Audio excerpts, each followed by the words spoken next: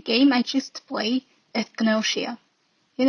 I'm a huge fan of Japanese anime, and its TV adaptation is set to air this October, and the promotion video instantly hooked me with its setting. I mean, science fiction, single player, and werewolf game. I just had to know how one game could successfully blend these separate elements. And driven by that curiosity, I didn't even wait for a sale and give out all of my money in my pocket. The story takes place on an interstellar cruiser. Some of the crew have been infected by a mysterious entity called GNOS, turning them into the murderous GNOSIA. As one of the passengers, your primary task is to participate in the discussion, to find out and vote them out, and then send them into cold sleep, preventing further attacks. While doing this, you'll also deepen bonds with NPCs on the cruiser, piece together clues, and uncover the truth behind the infection of GNOSIA. The core mechanics center on a turn-based social deduction loop, like werewolf or mafia games.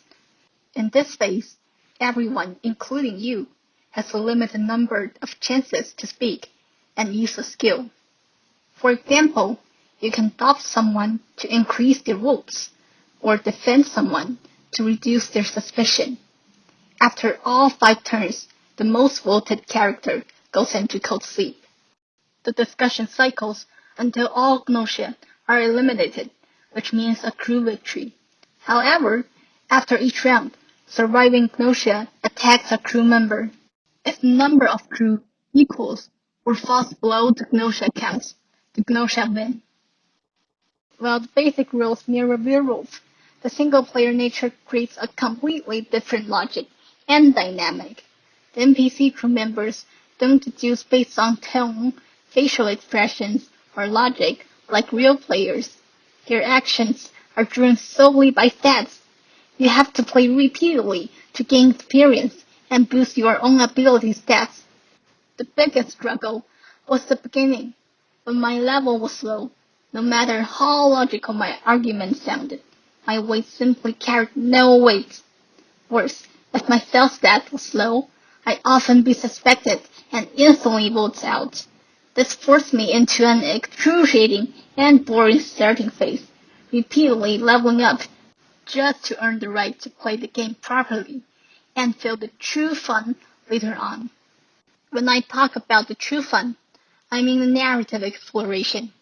It avoids obvious linear plots like the hero defeats a dragon and saves the princess, and instead use the unknown to drive you. They only know GNOSIA attacks people, but what is GNOS that affects them and changes people into GNOSIA? Where do the eliminated people go? Those core mysteries are never explained upfront. Every loop provides fragmented narrative clues to collect. These clues are like treasure map shards, scattered around a vast sea. I constantly search and create them. What I enjoy most is being filled by intense curiosity, slowly peeling back the layers of the fog. My most unforgettable loop was when one of the characters, Yuriko, told me she'd reveal the full truth about GNOSIA, but only if I first managed to vote her out while she was GNOSIA. I was thrilled to solve the final mystery, but also terrified because Yuriko is the highest stats NPC, nearly impossible to beat. My urgency to see the plot was so great that I immediately attacked her with 2 suspicions.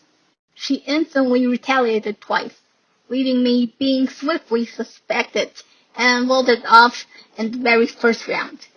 I was utterly shocked. My mind went blank for 14 minutes before I realized what just happened. That shock quickly morphed into a rage and fierce determination. I swore I wouldn't stop playing until I kicked her ass.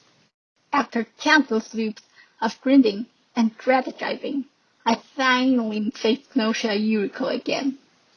And this time, I suppressed my desire for the plot and played it smart and steady, and finally won the vote. In that instant, satisfaction and accomplishments poured out, making all the grinding feel meaningful.